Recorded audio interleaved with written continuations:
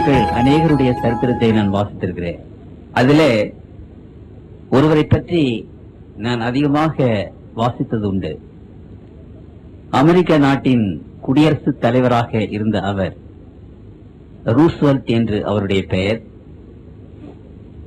இன்றைக்கு அமெரிக்கர்கள் மத்தியிலே பிரசிடென்டாக இருந்து அதிகமாக அமெரிக்கர்களுடைய உள்ளத்தை கவர்ந்தவர் அந்த ரூஸ்வெல்ட் என்ற பிரசிடென்ட்.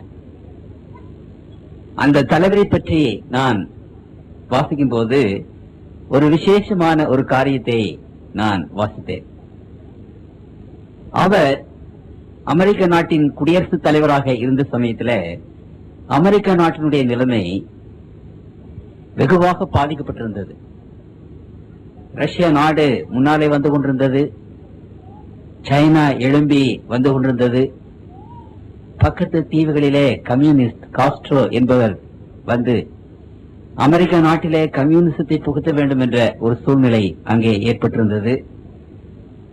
அமெரிக்க நாடு ரஷ்யாவோடு நிகராக இருக்குமா, சமமாக இருக்குமா, சைனாவை மீறி அது உலகத்தின் முதல் நாடாக இருக்குமா?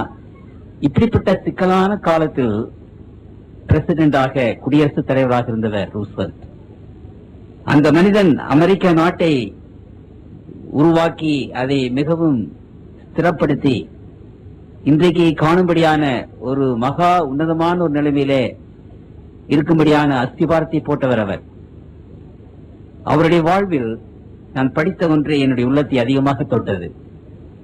ஏராளமான பிரச்சனைகள், நாட்டிலே ஏராளமான பிரச்சனைகளை சந்திக்கும் போதெல்லாம் அவர் தன்னுடைய வீட்டை விட்டு வெளியே வந்து இரவு நேரங்களிலே வானத்தை நோக்கி பார்ப்பாராம். அந்த வானத்திலே காணப்படுகிற நட்சத்திரங்கள் எல்லாவற்றையும் அவர் நோக்கி பார்த்து அதை பற்றி சிந்தித்து, ஓ கிரேட் காட் ஹெல்ப் மீ, உன்னதமான ஆண்டவரே எனக்கு ஒத்தாசை செய்யும் என்று சொல்லி அவர் தன்னுடைய வீட்டுக்குள்ளே போவாரா. வானத்தை பார்த்து வாழ்ந்தவர் அவர். வானத்தை பார்த்து இறைவனை அறிந்தவர் அவர். வானத்தை பார்த்து அந்த இறைவன் கையில் தன்னுடைய பிரச்சனைகளை ஒப்படைத்து அமெரிக்க நாட்டை பெரும்படியாக உருவாக்கினவர் அவர். அப்படிப்பட்ட அந்த மகானுடைய அந்த வாழ்க்கையை நான் பார்க்கும்போது கர்த்தருடைய பிள்ளைகளாகிய நாமும் இன்றைக்கு நமக்கு முன்பாக இருக்கிற ஏராளமான பிரச்சனைகள், குடும்ப பிரச்சனைகள், பிள்ளைகளை பற்றின பிரச்சனைகள், உத்தியோகத்தை பற்றின பிரச்சனைகள், இப்படிப்பட்ட ஏராளமான பிரச்சனைகளை வைத்துக் கொண்டிருக்கிற கர்த்தருடைய பிள்ளைகள் வானத்தை நோக்கி பார்த்து இன்றைக்கு நம்ம வாழ்வோமானால் உண்மையாகவே நம்முடைய வீடும் நம்முடைய உத்தியோகமும் அல்லது நம்முடைய பிள்ளைகளும் வளமாக வாழ்வார்கள் என்பதிலே சந்தேகமே இல்லை. நீங்கள் நன்கு வாழ்ந்திட, நலமாக சுகமாக வாழ்ந்திட, வாழ்வின் பிரச்சனைகள் தீர்ந்திட வான் நோக்கி பாருங்கள். உலகத்தை ஆண்டிட, உன்னதமாக உயர்ந்திட வான் நோக்கி பாருங்கள் என்று ஒரு பெரியவர் சொன்னார். ஏசாயாவின் புத்தகம் 40வது அதிகாரத்திலே 26வது வசனத்திலே நான் வாசிக்கிறேன். ஏசாயாவின் புத்தகம் 40:26 உங்கள் கண்களை ஏறெடுத்து பாருங்கள், அவைகளை சிருஷ்டித்தவர் யார்? அவர் அவைகளின் சேனையை லக்கத்திட்டமாக புறப்பட பண்ணி அவைகளையெல்லாம் பேர் பேராக அழைக்கிறவராமே. அவருடைய மகா பலத்தினாலும் அவருடைய மகா வல்லமையினாலும் அவைகளில் ஒன்றும் குறையாமல் இருக்கிறது. தேவனுடைய பிள்ளைகளாகி நம்மை இந்த விவிலியத்தின் ஆண்டவராக இயேசு கிறிஸ்துவானவர் வானங்களை நோக்கி பார் என்று அழைக்கிறார். உங்கள் கண்களை ஏறெடுத்து பாருங்கள். அந்த நீலவானத்தில் தோன்றுவது என்ன? அந்த நீலவானத்தில் காணப்படுகிற அந்த நட்சத்திரங்கள் அவைகள் உங்களுக்கும் எனக்கும் சொல்வது என்ன? நம்முடைய வாழ்வுக்கு அவைகள் வழிகாட்டிகளாகுமா? ஆகவே உங்கள் கண்களை ஏறெடுத்து நீங்கள் அந்த நட்சத்திரங்களை பாருங்கள் என்ற ஒரு அழைப்பை ஆண்டவர் விடுவிக்கிறார். இந்த உலகத்தின் மக்கள் இன்றைக்கு பற்பல விதமான பிரம்மாண்டமான சூழ்நிலையில இன்றைக்கு வாழ்ந்து கொண்டிருக்கும் போது இப்படிப்பட்ட ஒரு செய்தியை ஆண்டவர் தம்முடைய பிள்ளைகளுக்கு விசேஷமாக கொடுக்கிறார். உங்கள் கண்களை ஏறெடுத்து பாருங்கள், அப்படியானால் நம்முடைய கண்களை நாம் ஏறெடுத்து பார்க்கும்போது நாம் எதை காண்கிறோம் என்பதை நீங்கள் நன்றாக அறிந்து கொள்ள வேண்டும். 5வது நூற்றாண்டிலே கிறிஸ்துவுக்கு முன்பாக வாழ்ந்த அனக்சிகாரஸ் என்று சொல்லப்பட்ட ஒரு பெரிய கிரேக்க வானசாஸ்திரி ஒரு சமயத்தில் அவர் எழுதினார், சூரியன், சந்திரன், நட்சத்திரங்கள் ஆகியவற்றை பற்றி நாம் தெரிந்து கொள்ள வேண்டும். நாம் பிறந்திருப்பதே, நமது பிறப்பின் நோக்கமே அதுதான் என்று அவர் ஆணித்தரமாக எடுத்து சொன்னார். நம்முடைய பிறப்பின் நோக்கமே நட்சத்திரங்களை பற்றி, சூரியனை பற்றி, சந்திரங்களை பற்றி அறிந்து கொள்ள வேண்டும். ஏன் அவர் அப்படி சொன்னார் என்பதை நாம் சற்று ஆராய்ந்து பார்த்தோமானால் நமக்கு தெரியும். இப்பொழுது நம்முடைய உலகத்திற்கு காலையிலே பகலிலே பிரகாசிக்கிற அந்த சூரியன், அந்த சூரியன்களுக்கு தான் நட்சத்திரம் என்று பெயர்.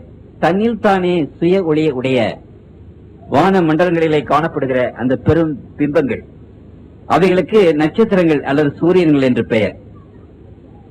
இன்றைக்கு இந்த வான மண்டலத்தை ஆராய்ச்சி செய்து விஞ்ஞானிகள், வானசாஸ்திரிகள் நமக்கு ஏராளமான காரியங்களை எடுத்து அங்கே சொல்லியிருக்கிறார்கள். 1609வது ஆண்டிலே கிறிஸ்துவுக்கு பின்பு இத்தாலி நாட்டை சேர்ந்த கலிலியோ என்று சொல்லப்பட்ட ஒரு வானசாஸ்திரி ஒரு ரிஃப்ளெக்டர் லென்ஸ் என்று சொல்லப்பட்ட ஒரு தூரதிருஷ்டி கண்ணாடியை உருவாக்கினார். அதன் மூலமாக அவர் பார்த்தபோது அநேக ஆயிரக்கணக்கான நட்சத்திரங்களை, சூரியன்களை அவர் கண்டார்.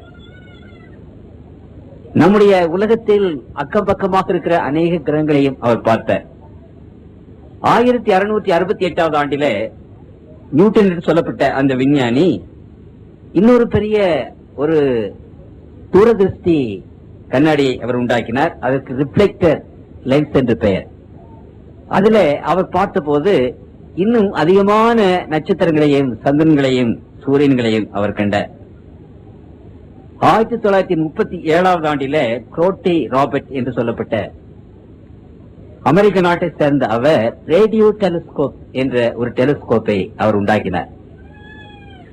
ரேடியோ ஒளிக்கதிர்களை அல்லது கதிர்களை இந்த தூரதிருஷ்டி கண்ணாடியோடு இணைத்து மற்ற உலகங்களிலே இருந்து வருகிற சத்தங்கள், மற்ற காரியங்களை ஆராய்ச்சி செய்து மற்ற உலகங்கள், சூரிய, சந்திரன்கள் இவைகளில் உள்ள காரியங்களை அறிந்து கொள்வது அந்த ரேடியோ டெலிஸ்கோப் என்று சொல்லப்பட்ட அதை அவர் உண்டாக்கினார். பின்பு இப்பொழுது கிரகங்களை, செயற்கை கிரகங்களை அனுப்பிக் கொண்டிருப்பார் சேட்டலைட். அந்த கிரகங்களின் மூலமாக வான மண்டலத்துக்கு மேலே, ஆகாய மண்டலத்துக்கு மேலே அநேக மைல்கள் மேலே மிதந்து கொண்டிருக்கிற அந்த சேட்டலைட், செயற்கை கிரகங்கள், அந்த கிரகங்களிலே கருவிகளை வைத்து இப்படிப்பட்ட சூரிய சந்திரன்கள் எல்லாவற்றையும் படம் பிடித்தார்கள். ஆகவே இந்த நட்சத்திரங்கள் எல்லாவற்றையும் நாம் பார்க்கும்போது இந்த நட்சத்திரங்கள் ஒவ்வொன்றையும் ஆண்டவர் நடத்தி வருகிறார். இந்த நட்சத்திரங்கள் வேகமாக அங்கே போய் கொண்டிருக்கிறது, மிக வேகமாக பயணம் செய்து கொண்டிருக்கிறது, தன்னுடைய பாதையிலே சுற்றி ஓடிக்கொண்டிருக்கிறது. நம்முடைய சூரியன் இந்த எல்லா கிரகங்களையும் எடுத்துக்கொண்டு ஒரு வினாடிக்கு 12 மைல் தூரத்தில் 12 மைல் வேகமாக, 12.5 மைல் வேகமாக போய் கொண்டிருக்கிறது. ஒரு மணி நேரத்துக்கு 45,000 மைல் பிரயாணம் செய்கிறது. ஒரு மணிக்கு நம்முடைய சூரியன் 45,000 பிரயாணம் செய்கிறது. இந்த உலகம், நம்முடைய உலகமானது இந்த சூரியனை சுற்றி 18 மைல் ஒரு செகண்டுக்கு ஓடிக்கொண்டிருக்கிறது. ஏறக்குறைய 6,48,000 மைல் அங்கு பிரயாணம் செய்து கொண்டிருக்கிறது. அப்படியானால் இந்த உலகங்கள், இந்த நட்சத்திரங்கள், பிரம்மாண்டமான இந்த நட்சத்திரங்கள் வேகமாக ஓடிக்கொண்டிருக்கிறது. அந்த பாதையில ஒன்றோடொன்று மோதிவிடாதா, ஒன்றோடு ஒன்று இடித்துக் கொள்ளாதா? அப்படியே இடித்துக் கொள்ளுமானால், மோதிக்கொள்ளுமானால் இந்த கிரகங்கள் எல்லாம் சுக்கு நூறாக வெடித்து ஒன்றுமில்லாமல் போய்விடுமே. கர்த்தருக்குள் பிரியமான தேவனுடைய பிள்ளைகளே, இந்த வான சாஸ்திரத்தை படித்தவர்கள் பிரமிக்கிறார்கள்.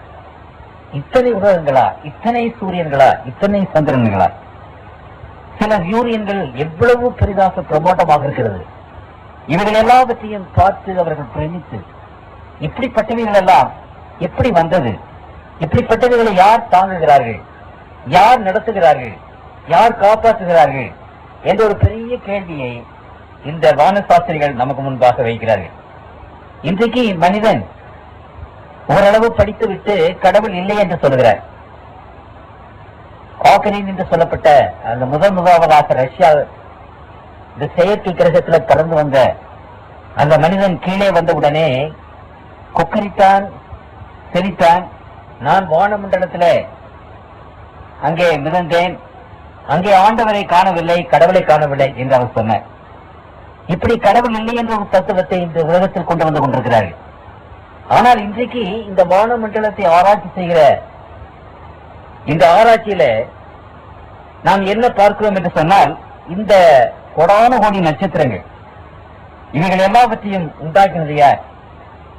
இனி மெனி வேஸ் என்ற அந்த கேள்விக்கு பதில் நாம் சொல்லும் போது திருமறை அதை குறித்து விசேஷ விதமாக பேசுகிறது. சங்கீதம் 19வது சங்கீதத்திலே ஆண்டவர் தன்னுடைய பிள்ளைகளுக்கு அதை குறித்து எழுதும் போது வானங்கள் தேவனுடைய மகிமையை வெளிப்படுத்துகிறது, ஆகாய விரிவு அவருடைய கரங்களின் கிரியைகளை அறிவிக்கிறது. அப்படியானால் இந்த நட்சத்திரங்கள் எல்லாம் தேவனுடைய கிரியைகள், அவருடைய மகிமையை வெளிப்படுத்துகிறது என்று நாம் பார்க்கிறோம். நான் இப்பொழுது வாசித்த அந்த வசனத்தில் ஏசாயா 26 இவைகள் எல்லாவற்றையும் 40ஆம் அதிகாரம் 26ஆம் வசனம், இவைகள் எல்லாவற்றையும் சிருஷ்டித்தவர் யார், அவைகளை இலக்கத்திட்டமாக புறப்பட பண்ணினவர் யார் என்ற அந்த கேள்வியை அங்கே கேட்கிறோம். ஆகவே இந்த நட்சத்திரங்கள் எல்லாவற்றையும் நாம் பார்க்கும்போது முதலாவது கேள்வி, இவைகள் எல்லாவற்றையும் யார் உண்டாக்கினது? அந்த கேள்விக்கு பதில் திருமறை நமக்கு என்ன சொல்கிறது என்றால், இறைவன் இவைகள் எல்லாவற்றையும் உண்டாக்கினார். ஏராளமான வசனங்கள் அங்கே இருக்கின்றன. பிரான்ஸ் நாட்டினுடைய சரித்திரத்தை நீங்கள் வாசித்தீர்களானால் 1798ஆம் ஆண்டிலே அங்கு பிரான்ஸ் நாட்டில் ஒரு பெரிய புரட்சி ஏற்பட்டது. அந்த புரட்சியினுடைய ஒரு சித்தாந்தம் கடவுள் இல்லை, பகுத்தறிவது என்பது தேவன் என்று அவர்கள் கொண்டு வந்தார்கள். ஆகவே அந்த பிரான்ஸ் நாட்டின் சிப்பாய்கள் அந்த நாடு முழுவதுமாக பரவி அந்த நாட்டில் இருக்கிற கிறிஸ்தவ கோவில்கள் எல்லாவற்றையும் இடித்தார்கள். அப்பொழுது ஒரு ஊருக்கு வந்து அநேக சிப்பாய்கள் அந்த கோவிலை இருக்கும்போது அந்த கோவிலை சார்ந்த டீக்கன் ஒரு பெரியவர் அங்கே வந்து கண்ணீர் விட்டு அழுதார், ஐயா கோவில்களை இடிக்காதீர்கள். அந்த சிப்பாய்கள் கேட்கவில்லை. கடவுள் என்ற ஒரு ஞாபகம் இந்த கோவில்களிலே இருக்கிறது, அந்த ஞாபக சின்னத்தை நாங்கள் அழித்து விட போகிறோம், இனிமேல் கடவுளே இல்லை என்ற ஒரு எண்ணத்தை மக்கள் மத்தியில் உண்டாக்க போகிறோம் என்று அவர் சொன்னார். அப்புறம் அந்த பெரியவர் அந்த சிப்பாய்களை பார்த்து சொன்னார், இந்த உலகத்திலே நாங்கள் கட்டின இந்த கோவில்களை நீங்கள் இடிக்கலாம், அதை தரமட்டி மாற்றிவிடலாம், ஆனாலும் இறைவன் என்ற அந்த கொள்கையை நீங்கள் தரைமட்டமாக்க முடியாது, இடித்து விட முடியாது, அழித்து விட முடியாது. வானத்தை நோக்கி பார்ப்போம், அங்கே காணப்படுகிற நட்சத்திரங்களை பார்ப்போம், அங்கே காணப்படுகிற சூரிய சந்திரங்களை நாங்கள் பார்ப்போம், அவைகள் எங்களுக்கு கடவுளை பற்றி சொல்லும். அந்த வான மண்டலத்தை நோக்கி பார்த்து இவைகள் எல்லாவற்றையும் படைத்த ஒரு பரம்பொருள், ஒரு ஆண்டவர் உண்டு என்பதை நாங்கள் அறிந்து கொள்வோம். இந்த கோவில்களை இடிக்கிற நீங்கள் அந்த ஆகாயத்த மண்டலத்தில் நட்சத்திரங்களை இடித்து தள்ள முடியுமா என்று கேட்டார். வானங்கள் தேவனுடைய மகிமையை அறிவிக்கிறது என்று வேதம் நமக்கு சொல்கிறது. அப்படியானால் இந்த நட்சத்திரங்கள் எல்லாம் தேவன் உண்டு என்பதற்கு ஒரு உபகாரணமாக இருக்கிறது என்று அங்கே நாம் வாசிக்கிறோம். திருவள்ளுவ நாயனார் இதை பற்றி பேசும்போது அகர முதல எழுத்தெல்லாம் ஆதி பகவன் முதற்றே உலகு என்று சொன்னார். ஆண்டவரால் தான் இந்த உலகங்கள் உண்டு பண்ணுகிறது, ஆண்டவர் என்பவர் தான் இந்த உலக அந்த சராசரிகளின் அடிப்படையான காரணம் என்று அவர் சொன்னார். கற்றதனால் ஆயபயன் என்கொள் வாளறிவன் நற்றால் தொழார் என் என்று அவர் சொன்னார். வாளறிவனாகிய இறைவனை நீங்கள் வணங்காவிட்டால் நீங்கள் எவ்வளவு படித்துள்ளதில் என்ன பிரயோஜனம் என்று அவர் பேசினார். கவிமணி தேசிய விநாயகம் பிள்ளை நம்முடைய நாட்டிலே பிறந்து வளர்ந்தவர். சூரியன் வருவது யாராலே, சந்திரன் தெரிவது எவராலே, யார் இதற்கெல்லாம் அதிகாரி, இதை நாம் அறிந்திட வேண்டாமோ என்று பாடினார். ஆகவே நம்முடைய முற்பதாக்கள் இறைவன் உண்டு என்று வழிபட்டார்கள். இறைவனை அதிகமாக விசேஷமாக தன்னுடைய வாழ்நாளிலே அவர்கள் வணங்கினார்கள். இறைவன் ஒருவர் உண்டு, தேவனுடைய பிள்ளைகள் இதை நாம் மறந்து விடக்கூடாது. அந்த இறைவன் ஆண்டவராக, அந்த இறைவன் நமக்கு தகப்பனாக, அந்த இறைவன் நமக்கு தாயாக இருக்கிறார் என்பதை திருமறை நமக்கு விசேஷமாக நமக்கு சொல்கிறது. இந்த பிரபஞ்சத்தில் நாம் அனாதிகள் அல்ல, குரங்கிலிருந்து வந்தோம் என்று மனிதன் இன்றைக்கு சொல்லுகிறான். அந்த குரங்கு நமக்கு அடைக்கலமாக இருக்க முடியுமா, நமக்கு ஆதரவளிக்க முடியுமா, நம்மை பாதுகாக்க முடியுமா? அப்படி அல்ல. அந்த சராசரங்களை படைத்த ஒரு பெரும் வல்லமையான கரம், நித்திய புயம், அநாதி கரங்கள் நமக்கு அடைக்கலமாக ஆதரவாக தாங்குவதற்கும் இயங்குவதற்கும் நடத்துவதற்கும் நமக்கு உண்டு என்று அங்கு சொல்கிறது. நாம் பிறந்த வரலாறு, நாம் இறைவனுடைய பிள்ளைகள், அந்த சராசரங்களை படைத்த இறைவன் நமக்கு தகப்பனாக இருக்கிறார் என்ற ஒரு பெரிய நம்பிக்கையை இந்த நட்சத்திரங்கள் நமக்கு கொடுக்கிறது. இரண்டாவதாக, இந்த நட்சத்திரங்களை பற்றி நாம் வாசிக்கும் போது இந்த நட்சத்திரங்கள் பிரம்மாண்டமாக இருக்கிறது. இந்த உலகம் எவ்வளவு பெரியது? 8000 மைல் ஏறக்கூடிய விட்டம். இந்த உலகத்தை விட 13 லட்சம் மடங்கு சூரியன் பெரிது. இந்த உலகத்தின் அண்டை கிரகங்கள் ஜூபிட்டர் 1312 மடங்கு பெரிது.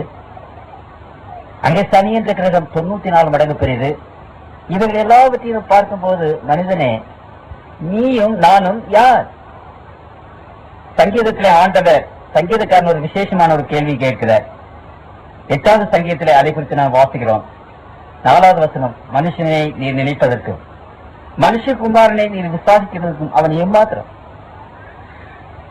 இந்த அண்ட சிராசங்கள் எல்லாவற்றையும் பார்க்கும் போது நம்முடைய உலகம் ஒரு சிறிய தூசி, கடற்கரையிலே காணப்படுகிற மண் துகள் ஒன்று போல இருக்கிறது. இந்த உலகத்திலே நாம் யார்? ஒரு தூசி, தூசிக்கும் தூசியானவர்கள். எவ்வளவு படித்தால் என்ன, எவ்வளவு அறிந்தால் என்ன, எவ்வளவு ஞானவான்களாக இருந்தால் என்ன, இந்த உலகத்திலே பெரியவர்கள் பிரம்மாண்டமானவர்கள் என்று பேசப்பட்டால் என்ன, கர்த்தருக்குள் பிரியமானவர்களே, மனிதன் தெரிந்து கொள்ள வேண்டிய ஒரு பெரிய உண்மை, நாம் தூசுக்கு தூசும் சாம்பலுக்கும் சாம்பலமானவர்கள். We are nothing before God. கடவுளுடைய பார்வையிலே நம்மை ஒப்பிட்டு பார்க்கும் போது நாம் ஒரு சூனியம். ஏசாயா 40:15 இதோ ஜாதிகள் ஏற்ற சாலையில் தொங்கும் புலியை போலவும் சராசரியை படியும் பூசியை போலவும் எண்ணப்படுகிறார்கள். அப்படியானால் ஜாதிகள், நேஷன், தூசு என்று ஆண்டவர் சொல்கிறார். நம்முடைய அறிவு, நம்முடைய ஞானம், நம்முடைய புத்தி, நாம் செய்கிற காரியங்கள், நாம் ஆற்றுகிற பெரிய காரியங்கள் எல்லாவற்றையும் இந்த பிரபஞ்சத்தோடு ஒப்பிட்டு பார்க்கும்போது நாம் தூசி. ஆகவே மனிதன் பெருமைப்படுவதற்கென்று ஒன்றுமே இல்லை. ஆண்டவர் நம்மோடு கூட இருந்தால்தான் we are something. ஒரு பூஜ்ஜியத்தோடு பக்கத்திலே 1 என்று போட்டால் அதற்கு மதிப்பு இருக்கிறது. அதே போல நம்முடைய வாழ்க்கையில 1 என்ற அந்த ஆண்டவர் நம்முடைய பக்கத்திலே இல்லாவிட்டால், அவரால நாம் நடத்தப்படாவிட்டால், அவர் நம்மை தாங்காவிட்டால், நம்ம எவ்வளவு படித்தால் என்ன, எவ்வளவு அறிவாளிகளாக இருந்தால் என்ன, இந்த உலகத்தில் என்னென்ன ஆற்றல்களை செய்தால் தான் என்ன, நாம் யாவரும் தூசிக்கு தூசம் சாம்பலுக்கு சாம்பலமானவர்கள் என்பதை அங்கு சொல்வது. என்னுடைய தந்தையார் காலையிலே குளித்து விட்டு திருநூறு போடுவார். அப்படி நான் சிறு பையனா இருக்கும்போது கேட்பேன், அப்பா எதற்காக இந்த திருநூறு என்று அவர் சொல்லுவார். இந்த திருநூறு என்பது ஒரு மண் சாம்பல். அதை நெற்றியிலே போடும்போது, மனுஷனே நீர் மண்ணா இருக்கிறாய், நீ மண்ணுக்கு திரும்புவாய், ஆகவே நீதியை செய், நியாயத்தை செய், இறைவனை நோக்கிப்பார், அதற்காகத்தான் அந்த திருநூரை போடுகிறோம் என்று அவர் சொல்லுவார். ஆகவே கர்த்தருக்குள் பிரியமானவர்களே, மனிதர்கள் மேன்மை பாராட்டுவதற்கு எதுவுமே கிடையாது, எதுவுமே நம்மிடத்துல இல்லை என்பதை இந்த வானசாஸ்திரம் நமக்கு அங்கே சொல்லுகிறது. மூன்றாவதாக, இந்த வானமண்டலங்கள் நமக்கு என்ன சொல்கிறது? உதாரணமாக இந்த வானமண்டலத்திலே ஓடி திரிகிற இந்த நட்சத்திரங்கள் எவ்வளவு பிரம்மாண்டமான நட்சத்திரங்கள், எவ்வளவு வேகமாக ஓடுகிறது. ஆர்கிரஸ் என்று சொல்லப்பட்ட ஒரு நட்சத்திரம் இருக்கிறது. சில நாட்களுக்கு முன்னதாக அந்த நட்சத்திரம் நம்முடைய உலகத்தை நோக்கி வருகிறதாக அங்கு ஒரு வதந்தி ஏற்பட்டு விஞ்ஞானிகள் ரொம்ப பயந்து போனார்கள். பிரம்மாண்டமான நட்சத்திரம், நம்முடைய சூரியனை விட 1000 மடங்கு பெரியான சூரியன். அது ஒரு வினாடிக்கு 250 மைல் வேகத்தில் அவ்வளவு பிரம்மாண்டமான வேகத்திலே அது வந்து கொண்டிருந்தது. 250 மைல் வேகம் என்று அங்கே நாம் கணக்கிடும் போது, கர்த்தருக்குள் பிரியமானவர்களே, ஒரு மணி நேரத்துல 9 லட்சம் மைல் அவ்வளவு வேகத்திலே வந்து பிரயாணம் ஆகி கொண்டிருக்கிறது. எங்கேயாவது இடித்து விடாதா, எதிலையாவது மோதி விடாதா? இன்றைக்கு ஒரு காரை அல்லது ஒரு ட்ரெயினை டிரைவர்களை இயக்கி கொண்டு போகிறார்கள். அதே போலவே கர்த்தருக்குள் பிரியமானவர்களே, வான சேனைகள், தேவ தூதர்கள் இந்த உலகங்களை எல்லாவற்றையும் அங்கே ஓட்டி கொண்டிருக்கிறார்கள். ஒரு டிரைவரை போல ஓட்டி கொண்டிருக்கிறார்கள். அந்தந்த பாதையிலே அவைகள் வேகமாக ஓடிக்கொண்டிருக்கின்றன, ஒன்றோடொன்று மோதுவதில்லை. கடவுள் அந்த நட்சத்திரங்களை அங்கே வழிநடத்துகிறார். அந்த அவருடைய கரத்தினாலே நடத்தப்படுகிற அந்த நட்சத்திரங்கள் எந்த விதமான ஆபத்தும் இல்லாதபடி யுகாயுகமாக தன்னுடைய பாதையிலே ஓடிக்கொண்டே இருக்கின்றன. மோதுவார் ஒன்றுமில்லை, எந்த விதமான ஆபத்தும் கிடையாது. கர்த்தருக்குள் பிரியமானவர்களே, இந்த நட்சத்திரங்கள் எல்லாவற்றையும் பார்க்கும்போது அவைகள் ஓடுகிற அந்த ஓட்டத்தையும் அந்த சுற்றுகிற அந்த சுற்று பாதைகளையும் விஞ்ஞானிகள் ஆராய்ச்சி செய்யும் போது ஆச்சரியப்படுகிறார்கள். அதில் எந்த விதமான சலனம் இல்லை. அந்த பாதையிலே ஓடிக்கொண்டே இருக்கிறது, இந்த பக்கம் அந்த பக்கம் அசைகிறது இல்லை. அந்தந்த பாதையிலே தீர்க்கமாக நிதானமாக வேகமாக ஓடினாலும் அவைகள் புரளாதபடி ஓடிக்கொண்டே இருக்கின்றன. அவர்களை பார்த்த போது ஆண்டவர் தம்முடைய பிள்ளைகளாகி நமக்கு கொடுக்கிற ஒரு பெரிய ஒரு போதனை என்ன? அந்த சராசரங்களிலே உருண்டோடுகிற கோடான கோடி நட்சத்திரங்களை வழிநடத்துகிற ஆண்டவர் இந்த ஏழை பிள்ளைகளாகி நம்மையும் வழிநடத்துவார். நம்முடைய குடும்பத்தை வழிநடத்துவார், நம்முடைய பிள்ளைகளை வழிநடத்துவார். என்ன ஆகுமோ என்று தேவனுடைய பிள்ளைகள் தேய்க்க வேண்டிய அவசியம் இல்லை. நம்முடைய பிள்ளைகளுக்கு என்ன ஆகுமோ, நம்முடைய விவசாயம் என்ன ஆகுமோ, நம்முடைய போக்கு நம்முடைய வரத்து எப்படி முடியுமோ, அப்படிப்பட்ட ஒரு சலனம் ஒரு கவலை தேவனை விசுவாசிக்கிற பிள்ளைகளுக்கு வேண்டியதில்லை. இந்த அண்ட சராசரங்களிலே பிரபஞ்சத்திலே கோடான கோடி நட்சத்திரங்களை அந்தந்த பாதையிலே வழிநடத்தி வருகிற அந்த தெய்வம் உங்களையும் என்னையும் என்னுடைய குடும்பத்தையும் உங்களுடைய குடும்பத்தையும் வழிநடத்த வல்லமையுள்ளவராக இருக்கிறார் என்ற ஒரு பெரிய ஒரு நற்செய்தியை இந்த வேதம் நமக்கு விசேஷமாக சொல்கிறது. சங்கீதக்காரன் இதை பற்றி பேசும்போது கவனிங்கள், 32வது சங்கீதத்தில் 8வது வசனத்தை வாசிக்கிறேன். 32வது சங்கீதம் 8வது வசனம், நான் உனக்கு போதித்து நீ நடக்க வேண்டிய வழியை உனக்கு காட்டுவேன், உன்மேல் என் கண்ணை வைத்து உனக்கு ஆலோசனை சொல்லுவேன், உனக்கு போதிப்பேன், உனக்கு வழிகாட்டுவேன், உன் கண்ணோடு கூட கண்ணாக இருந்து உன்னை வழிநடத்துவேன் என்று ஆண்டவர் அங்கு சொல்லுகிறார். ஏராளமான வசனங்களை தேவனுடைய அந்த வழிநடத்துதலை பற்றின ஒரு அஷ்யூரன்ஸ், ஒரு நிச்சயம் தேவனுடைய பிள்ளைகளுக்கு அங்கே கிடைக்கிறது. ஏசாயாவின் புத்தகம் 48ஆம் அதிகாரத்திலே திரும்பவும் நான் வாசிக்கும் போது 17வது வசனத்திலே ஆண்டவர் அங்கு பேசுகிறார். இஸ்ரவேலின் பரிசுத்தராய் இருக்கிற உன் மீட்பர் கர்த்தர் சொல்லுகிறாரது, பிரயோஜனமாய் இருக்கிறதை உனக்கு போதித்து நீ நடக்க வேண்டிய வழியிலே உன்னை நடத்துவேன், நீ நடத்துகிற தேவனாகிய கர்த்தர் நானே. அப்படியானால் நம்மை வழிநடத்தக்கூடிய அந்த ஆண்டவர் நம்முடைய குடும்பத்தையும் நம்முடைய போக்கையும் நம்முடைய வரத்தையும் வழிநடத்துவார். முக்காலத்தையும் உணர்ந்த அந்த ஆண்டவர் தேவனுடைய பிள்ளைகளுக்கு என்ன நேரிடும் என்று தெரிந்து நாம் தவறாதபடி, நாம் மோதாதபடி, நமக்கு துன்பு வராதபடி, நமக்கு ஆபத்து வராதபடி தம்முடைய பிள்ளைகளை நிச்சயமாக அங்கு வழிநடத்துவார். இஸ்ரவேல் ஜனங்கள் அந்த செங்கடல் பக்கத்திலே வந்து பாளையம் இறங்கின போது அவர்களை மறுபடியும் பிடித்துக் கொண்டு போகத்தக்கதாக அந்த பார்வோன் 2 லட்சம் காலாட்படையோடு கூட 600 ரதங்களோடு கூட 20,000 குதிரை வீரர்களோடு கூட வந்தார் என்று எகிப்து சரித்திலே நாம் வாசிக்கிறோம். அவர்களை பிடித்துக் கொண்டு போகத்தக்கதாக அந்த இடத்திலே கர்த்தருடைய கிருபையினாலே நான் அந்த இடத்தை போய் பார்த்தேன். 30 மைல் அந்த கடல் இருக்கிறது, முன்னாலே ஆழமான கடல், இந்த பக்கம் மலை, இந்த பக்கம் மலை. ஆகவே இந்த இஸ்ரவேல் ஜனங்கள் முன்னாலேயும் போக முடியாது, இந்த பக்கம் போக முடியாது, இந்த பக்கம் போக முடியாது. மலை மேலே ஏறலாம் என்றால் அந்த மலையில ஏராளமான விஷக்கிருமிகள் இருக்கின்றன. அந்த மலையில ஏறுவார்களால் அவர் செத்து போய்விடுவார்கள். அப்படிப்பட்ட சூழ்நிலையிலே அவர்கள் ஆண்டவரை நோக்கி அபயமிட்டார்கள். எந்த பக்கமும் வழி இல்லை, தப்பித்து போவதற்கு 4 புறமும் அங்கே வழி இல்லாமல் இருக்கிறது. ஆனாலும் இஸ்ரவேல் மோசே ஆண்டவரை நோக்கி கூப்பிட்ட போது ஆண்டவர் அந்த செங்கடலை பிளந்து அவருக்கு வழி கொடுத்தார். தேவனுடைய பிள்ளைகள் சில சமயங்களில பிரச்சனைகளை தீர்ப்பதற்கு முடியாமல் 4 பக்கமும் பிரச்சனைகள் வந்து விட்டுகிறது. என்ன செய்வோம் என்று தெரியவில்லை, வழி என்று எதென்று தெரியவில்லை. உங்களையும் என்னையும் நடத்துகிற கர்த்தர் நம்முடைய பிரச்சனைகளின் மத்தியிலே, துன்பங்களின் மத்தியிலே, துயரங்களின் மத்தியிலே நமக்கு நிச்சயமாக வழி திறந்து நம்மை நடத்துவார் என்ற ஒரு நிச்சயத்தை இந்த நட்சத்திரங்கள் நமக்கு அங்கு விசேஷ விதமாக நமக்கு கொடுக்கிறது என்று நாம் பார்க்கிறோம். 4வதாக இந்த நட்சத்திரங்கள் கர்த்தருடைய பிள்ளை நட்சத்திரங்கள் தேவனுடைய பிள்ளைகளாகிய நமக்கு கொடுக்கிற ஒரு பெரிய ஒரு நம்பிக்கை என்ன? அந்த நட்சத்திரங்களை காப்பாற்றுகிறது. எப்படி இந்த நட்சத்திரங்கள் எரிந்து கொண்டே இருக்கின்றன? ஆயிரக்கணக்கான வருஷங்களாக, கோடிக்கணக்கான வருஷங்களாக எரிந்து போனாலும் அந்த நட்சத்திரங்கள் சிறியதாவதில்லை அல்லது குறைந்து போவதில்லை, அவைகள் அழிந்து போவதில்லை.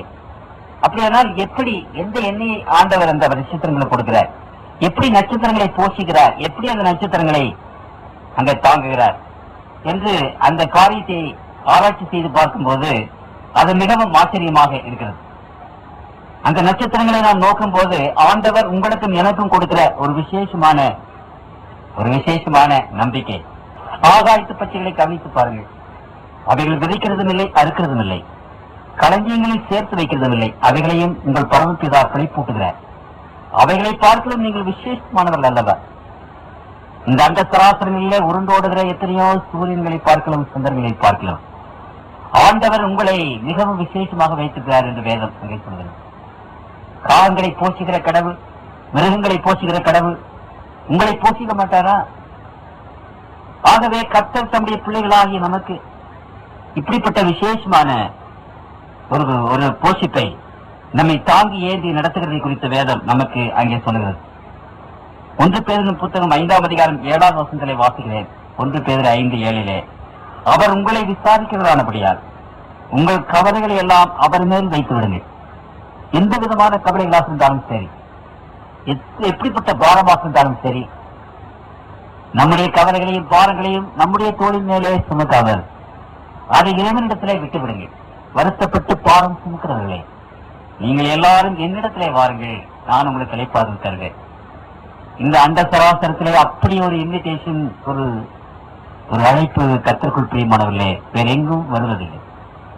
கர்த்தராகிய இயேசு கிறிஸ்துவானவர், இந்த வேதாகமத்தின் ஆண்டவர் நாயகர், இந்த உலகத்தின் மக்களை பார்த்து வருத்தப்பட்டு பாரம் சுமக்கிறவர்களே, நீங்கள் என்னிடத்திலே வாருங்கள் என்று சொல்கிறார். அது எப்படிப்பட்ட பாரமாக இருந்தாலும் சரி, அது எப்படிப்பட்ட ஒரு சஞ்சலமாக இருந்தாலும் சரி, கவலையாக இருந்தாலும் சரி, அது கண்ணீராக இருந்தாலும் சரி, என்னிடத்திலே வாருங்கள். அந்த சராசரங்கள் எல்லாவற்றையும் தம்முடைய கரத்தினாலே தாங்கி ஏந்தி நடத்துகிற ஆண்டவர், அவைகளை போஷித்து காப்பாற்றுகிற ஆண்டவர், ஏழை பிள்ளைகளாகி நம்மையும் தாங்குவார், ஏந்துவார், சுமப்பார். கழுகு தன்னுடைய குஞ்சுகளை தூக்கி சுமந்து செல்கிறது போல ஆண்டவர் நம்மை தாங்கி சுமப்பார் என்று திருமலை நமக்கு விசேஷ விதமாக அங்கு நம்பிக்கை நமக்கு கொடுக்கிறது. சங்கீதக்காரன் ஒரு சமயத்தில் எழுதும் போது 37வது சங்கீதத்திலே ஆண்டவர் இதை குறித்து பேசும்போது 25வது வசனத்திலே ஆண்டவர் இதை குறித்து சொல்கிறார். நான் இளைஞனாயிருந்தேன், முதிர் வயது உள்ளவனானே, ஆனாலும் நீதிமான்கள் கைவிடப்பட்டதையும் அவன் சந்ததி அப்பத்துக்கு இருந்து தெரிகிறதையும் நான் காணவில்லை. அதே சங்கீதக்காரன் மறுபடியுமாக பேசும்போது 34வது சங்கீதத்துல இன்னொரு விசேஷமான ஒரு காரியத்தை குறித்து அவர் பேசுகிறார். 34வது சங்கீதம் 10வது வசனத்துல, சிங்க குட்டிகள் தாழ்ச்சி அடைந்து பட்டினியாயிருக்கும், கர்த்தரை தேடுகிறவர்களுக்கோ ஒரு நன்மையும் குறைவுபடாது, ஒரு நன்மையும் குறைவுபடாது. ஆகவே கர்த்தருக்குள் பிரியமானவர்களே, ஒரு தகப்பன் தன்னுடைய பிள்ளையை தோளின் மேல் சுமந்து செல்கிறது போல அந்த சிறுவேல் ஜனங்களை, 20 லட்சம் ஜனங்களையும் ஆண்டவர் சுமந்து வந்த நம்முடைய ஒரு சிறு குடும்பத்தை, 10 பேர் அல்லது 7 பேர் அல்லது 5 பேர் உள்ள குடும்பத்தை, நம்முடைய பிசினஸ், நம்முடைய விவசாயம், இவைகள் எல்லாவற்றையும் அந்த அண்ட சராசரங்களின் ஆண்டவர் தன்னுடைய தோளின் மேல் சுமக்க மாட்டாரா? வான மண்டலங்களையே உற்றுப்பார்கள்.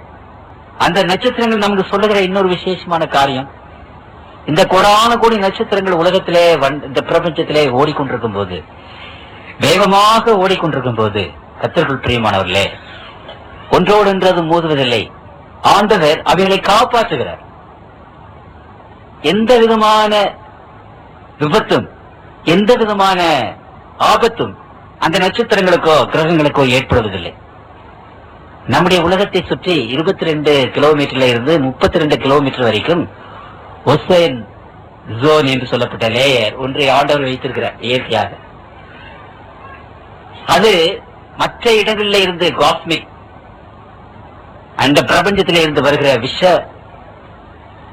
விஷயம் உள்ள அநேக கதிர்கள், அந்த கதிர்களை அதை அப்படியே எடுத்துக்கொள்ளும். இந்த உலகத்துக்குள்ளாக அது விட்டுவிடாது. இந்த கதிர்கள் உலகத்துக்குள்ளாக வருமானால் நம்முடைய தோலிலே கேன்சர் என்ற வியாதி ஏற்படும். நம்முடைய விளைந்து வருகிற இந்த தாவரங்கள் எல்லாம் ரொம்பவும் அது அழிந்து போய்விடும். இப்படிப்பட்ட விஷமுள்ள இந்த கதிர்கள் எல்லாவற்றையும் உலகத்திற்குள்ளாக வராதபடி தடுத்து பாதுகாப்பதற்காக அந்த ஓசோன் ஜோன் என்று சொல்லப்பட்ட ஒன்றை ஆண்டவர் நியமித்திருக்கிறார். அதனாலதான் இன்றைக்கு நாம் சுகமாக வாழ முடிகிறது. என்றாலும் இன்றைக்கு பெட்ரோலை அதிகமாக உபயோகித்து அந்த கேஸ் அப்படியே மேலே போய் அந்த ஓசோன் சோனிலே பலவிதமான ஓட்டைகள் ஏற்பட்டிருக்கிறது. ஆகவே உலகத்தில் கேன்சர் வியாதி அதிகமாக அதிகரிக்கும், தாவரங்கள் தங்களுடைய பலனை கொடுக்காது என்று இன்றைக்கு விஞ்ஞானிகள் நம்மிடத்தில் சொல்லிக் கொண்டிருக்கிறார்கள். காப்பாற்றுகிறார், எந்த கிரகத்துக்கும் ஆபத்து வராதபடி, எந்த நட்சத்திரங்களுக்கும் எந்த குறைவும் ஏற்படாதபடி காப்பாற்றுகிறார். He who protects the heavenly stars will protect you and protect me. அந்த நட்சத்திரங்கள் எல்லாவற்றையும் எந்த ஆபத்தும் இல்லாதபடி காப்பாற்றுகிற கர்த்தர் உங்களையும் என்னையும் எந்த விதமான ஆபத்து இல்லாதபடி காப்பாற்றுவார் என்ற ஒரு விசேஷமான ஒரு செய்தி ஆண்டவர் தம்முடைய பிள்ளைகளுக்கு அங்கு கொடுக்கிறார். தேவ நமக்கு அடைக்கலமும் பலனும் ஆபத்து காலத்தில் அனுகூலமான துணையுமானவர் என்று சங்கீதக்காரன் அங்கே பாடுகிறார். நீ மரணத்தின் பள்ளத்தாக்கில் நடந்தாலும் எந்த பொல்லாப்பும் உனக்கு நேரிடாது என்று 23ஆம் சங்கீதத்தில் என்ன வாசிக்கிறோம். நீ தண்ணீர்களை கடக்கும் போது நான் உன்னோடு கூட இருப்பேன், அது உன்மேல் புரண்டு போவதில்லை என்று ஏசாயா 43ஆவது அதிகாரத்தில் நான் வாசிக்கிறோம்.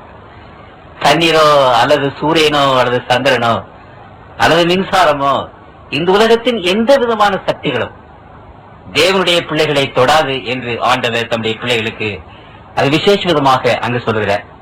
34ஆம் சங்கீதத்திலே ஆண்டவர் இன்னொரு வாக்கு தத்துவம் கொடுக்கிறார். கர்த்தருடைய தூதன் 7ஆவது வசனம், அவருக்கு பயந்தவர்களை சூழ பாளையம் இறங்கி அவர்களை விடுக்கிறார். கர்த்தருடைய பிள்ளைகளை சுற்றிலும் தேவ தூதர்கள் நமக்கு பாதுகாப்பாக இருக்கிறார். அவர்களை மீறி எந்த சக்தியும் நம்மை தொட்டுவிட முடியாது. பிசாசின் சக்திகளாகட்டும், அது மந்திரமாகட்டும், அது பில்லி சூனியமாகட்டும், அல்லது உலகத்தின் வேறு எந்த விதமான சக்திகளாக இருக்கட்டும், அந்த சக்திகளினால் தேவனுடைய பிள்ளைகளை அவன் தொட முடியாத சக்திகள் தொட்டு நம்மை அழைக்க முடியாது என்பதை குறித்து வேதம் நமக்கு விசேஷ விதமாக அங்கு சொல்லுகிறது. 6வதாக கர்த்தருக்குள் பிரியமானவர்களே, எனக்கு நேரமில்லை என்றாலும் சில காரியங்களை மாத்திரம் நான் சொல்ல விரும்புகிறேன். இந்த அண்ட சராசரங்களை படைத்த அந்த ஆண்டவர் உங்களையும் என்னையும் நேசிக்கிறவராக இருக்கிறார் என்று வேதத்தில் நாம் வாசிக்கிறோம். ஒரு தகப்பன் தன் பிள்ளைகளுக்கு இறங்குகிறது போல கர்த்தர் தமக்கு பயந்தவர்களுக்கு இறங்குகிறார். தகப்பன் தன்னுடைய பிள்ளைகளை தோளின் மேல் சுமந்து செல்கிறது போல உங்களை நான் சுமந்து செல்கிறேன் என்று உபாகமம் 1ஆம் அதிகாரம் 31வது வசனத்திலே நான் வாசிக்கிறோம். அப்படியானால் கர்த்தருக்குள் பிரியமானவர்களே, இங்க 147வது சங்கீதத்திலே ஆண்டவர் நட்சத்திரங்களை பற்றி பேசும்போது ஒரு விசேஷமான ஒரு காரியத்தை குறித்து அவர் சொல்லுகிறார். 147 4வது வசனத்திலே அவர் நட்சத்திரங்களின் லக்கத்தை எண்ணி அவைகளுக்கெல்லாம் பேரிட்டு அழைக்கிறார். எவ்வளவு நட்சத்திரம் இருக்கிறது என்று அவருக்கு தெரியும். ஒரு மந்தியிலே 100 ஆடுகள் இருக்கிறது என்று மேய்ப்பனுக்கு எவ்வளவு நிச்சயமாக தெரியுமோ, அதே போல எத்தனையோ கோடான கோடிகள் மனிதனுடைய கணக்கெல்லாம் பொய்த்து போகத்தக்கதான அவ்வளவு ஏராளமான நட்சத்திரங்கள் இருந்தாலும் தேவன் அவைகள் எல்லாவற்றையும் கணக்கிட்டு வைத்திருக்கிறார். திருமறையிலே ஒரு விசேஷமான ஒரு வசனம் உண்டு. அந்த வசனத்திலிருந்து வாசித்த போது நான் ஆச்சரியப்பட்டேன். மத்தேயு 10ஆம் அதிகாரத்திலே 30வது வசனத்திலே ஆண்டவர் இதை குறித்து பேசும்போது, உங்கள் தலையில் உள்ள மயிரெல்லாம் எண்ணப்பட்டிருக்கிறது. நம்முடைய தலையில் இருக்கிற ஒரு முடியாவது கடவுளுடைய சித்தம் இல்லாமல் கீழே விழாது என்று ஆண்டவர் தம்முடைய பிள்ளைகள் சொல்கிறார். நம்முடைய அங்கங்கள், அவயவங்கள், நம்முடைய காரியங்கள் எல்லாவற்றையும் கணக்கு எழுதி வைத்திருக்கிறார் என்று வேதம் அங்கே நமக்கு சொல்கிறது. நீ உருவேற்படும் நாட்களுக்கு முன்னதாகவே உன் தாயின் கற்பத்திலே நீ இருக்கும்போது உன் அவயவங்கள் எல்லாவற்றையும் நான் எழுதி வைத்திருக்கிறேன் என்னுடைய புத்தகத்திலே என்று ஆண்டவர் என்று சொல்கிறார். அப்படிப்பட்ட ஒரு விசேஷமான ஆண்டவரை பற்றி வேதம் நமக்கு சொல்லுகிறது. நம்மை பேர் சொல்லி அழைக்கிறார். நம்முடைய பேரெல்லாம் ஆண்டவருக்கு தெரியும். மகனே மகளே என்று பேர் சொல்லி அழைக்கிறார். ஏனென்றால் உங்களையும் என்னையும் அவர் விசேஷ விதமாக நேசிக்கிறார் என்று வேதம் அங்கே சொல்கிறது. இந்த திருமறையிலே நாம் காண்கிற ஒரு விசேஷமான செய்தி, கடவுள் நம்மை எவ்வளவாக நேசித்தார் என்ற அந்த செய்தி. எவ்வளவாக நம்மை நேசித்தார். நானும் நீங்களும் இந்த உலகத்தின் பாவத்திலே இருந்து விடுபட்டு தேவன் நமக்கு ஆயத்தம் பண்ணியிருக்கிற அந்த பரலோக ராஜ்யத்திலே போவதற்காக தம்முடைய ஜீவனையும் அந்த கல்வாரி சிலுவையிலே அவர் பலியாக கொடுத்தார் என்று வேதாகமம் நமக்கு சொல்லுகிறது. வானமண்டலங்களை பாருங்கள், அவைகளில ஓடுகிற நட்சத்திரங்கள் எல்லாவற்றையும் நீங்கள் பாருங்கள். அவைகளெல்லாம் உங்களுக்கும் எனக்கும் சொல்லுகிற இந்த தூதுகள். நமக்கு ஒரு ஆண்டவர் உண்டு. அவர் நமக்கு ஒரு தகப்பனாக இருக்கிறார். அவர் நமக்காக கவலைப்படுகிறார். He has a plan for each and every one of you. தேவனுடைய பிள்ளைகளுக்கு அவர் வைத்திருக்கிற ஒரு திட்டம் என்ன? நீங்களும் நானும் வரப்போகிற காலத்திலே எப்படி இருக்க போகிறோம்? நம்முடைய பிள்ளைகள் எப்படி இருக்க போகிறார்கள்? தானியேலின் புத்தகம் 12ஆம் அதிகாரம் 3ஆம் வசனத்திலே வாசிக்கிறேன். தானியேல் 12:3 நான் வாசிக்கிறேன். ஞானவான்கள் ஆகாய மண்டலத்தின் ஒளியைப் போலவும் அநேகரை நீதிக்குட்படுத்துகிறவர்கள் நட்சத்திரங்களைப் போலவும் என்றென்றைக்கும் உள்ள சதா காலங்களிலும் பிரகாசிப்பார்கள். அப்படியானால் உங்களுக்கும் ஆண்டவர் எனக்கும் ஆண்டவர் வைத்திருக்கிற ஒரு பெரிய திட்டம் என்ன? நீங்களும் நானும் இந்த நட்சத்திரங்களை படிக்கிற தேவனுடைய பிள்ளைகளே, அந்த நட்சத்திரங்களை போல வான மண்டலங்களிலே பிரகாசிக்கிற பெரிய சூரியனை போல் இருப்போம் என்று ஆண்டவர் சொல்கிறார். அதனுடைய தாற்பயம் என்ன? நீங்க நினைத்து பாருங்கள், அதை பற்றி சிந்தித்து பாருங்கள். பிரகாசிக்கிற ஒரு பெரிய வெளிச்சமாக அந்த சராசரங்களில் உள்ள அனைவரும் அந்த நட்சத்திரத்தை பார்த்து, ஓ இது மிஸ்டர் சேகர், இது மிஸ்டர் சாமுவேல் என்று சொல்லத்தக்கதாக நம்மை ஆண்டவர் வானமண்டலங்களிலே வைப்பார். அந்த சராசரத்தின் அத்தனை மக்களும் நம்மை நோக்கி பார்ப்பார்கள். நாம் தேவனுடைய பிள்ளைகள் என்று அறிந்து கொள்வார்கள். நீ நட்சத்திரங்களைப் போல பிரகாசிப்பாய் என்று ஆண்டவர் சொல்கிறார். மண்ணிலே போய் மக்கி போகிறவர்களா நாம்? அல்லது இந்த உலகத்தில் அலைச்சடிப்பட்டு கூனி குறுகி ஒன்றுமில்லாமல் போகிறவர்களா நாம்? அல்லது இந்த உலகத்தில் வரப்போகிற பயங்கரமான காரியங்களிலே சிக்கி தவித்து அழிந்து போகிறவர்களா நாம்? தேவனுடைய பிள்ளைகள் அப்படிப்பட்டவர்கள் அல்ல. இந்த வேதத்தை நேசிக்கிற பிள்ளைகள், இதை ஆண்டவரை ஏற்றுக்கொள்கிற பிள்ளைகள். அவர்களுடைய வருங்காலம் என்ன? அவர்களுக்கு ஆண்டவர் வைத்திருக்கிற அந்த வருங்காலம் என்ன? அவர்கள் வான மண்டலங்களிலே பிரகாசிக்கிற நட்சத்திரங்களைப் போல இருப்பார்கள். நட்சத்திரங்களை பார்க்கிற மகனே மகளே, வானத்தை நீ நோக்கி பார்க்கும் போது, அங்கு மின்னி மின்னி ஒழுகிற அந்த விண்மீன்களை நாம் பார்க்கும் போது, ஆண்டவர் உங்களோடு என்னோடு என்ன பேசுகிறார்? நீயும் ஒரு நாள் அந்த நட்சத்திரங்களைப் போல பிரகாசிப்பாய். அதற்கு அத்தாட்சியாக என்னையும் உங்களையும் அந்த நட்சத்திரங்களைப் போல பிரகாசிக்க ஆண்டவர் வானத்திலே வைப்பதற்காக ஆண்டவர் இந்த உலகத்தில் வந்து நமக்காக தம்முடைய ஜீவனை கொடுத்தார் என்று அந்த திருமறை. தேவாதி தேவா கேட்டிடவாரும், கவித்தீடும் எம்மை ஆற்றிடவாரும், அன்பெண்ணும் கரத்தால் அணைத்திடவாரும், ஆறுதல் அளித்து அமைதியை தாரும். தேவாதி தேவா கேட்டிடவாரும், கவித்தீடும் எம்மை ஆற்றிடவாரும், அன்பெண்ணும் கரத்தால் அணைத்திடவாரும், ஆறுதல் அளித்து அமைதியை தாரும்.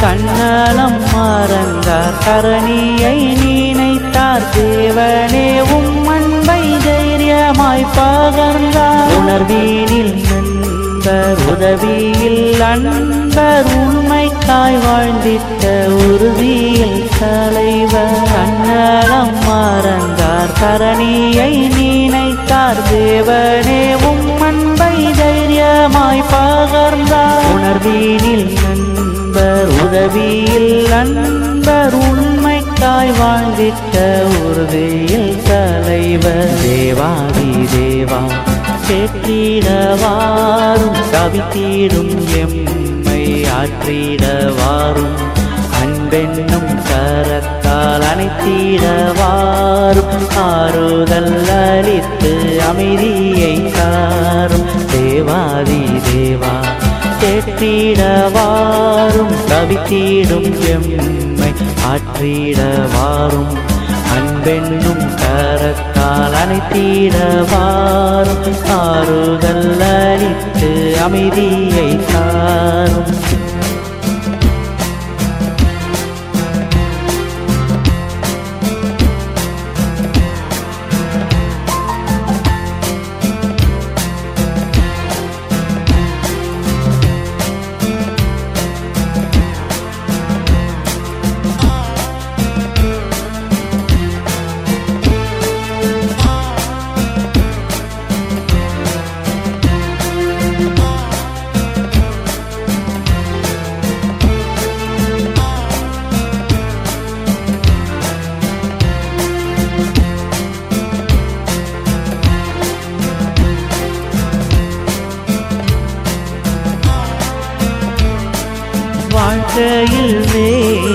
வார்த்தையில் வேகம் வந்ததேன் சோகம் வாடுதே இதயம் ஓயாமல் உழைத்தார் உன் வார்த்தை விதைத்தார் நேசமானாய் உயிரையும் படைத்தார் வாழ்க்கையில் வேகம் வார்த்தையில் வேகம் வந்ததேன் சோகம் வாடுதே இதயம் ஓயாமல் உழைத்தார் உன் வார்த்தை விதைத்தார் உன்னேச மகனாய் உயிரையும் படைத்தார் தேவாதி தேவா தேற்றிடவாரும் கவித்திடும் எம்மை ஆற்றிடவாரும் அன்பெண்ணும் கரத்தால் அணைத்திடவாரும் ஆறுதல் அளித்து அமைதியை தாரும் தேவாதி தேவா தேற்றிடவாரும் கவித்திடும் எம்மை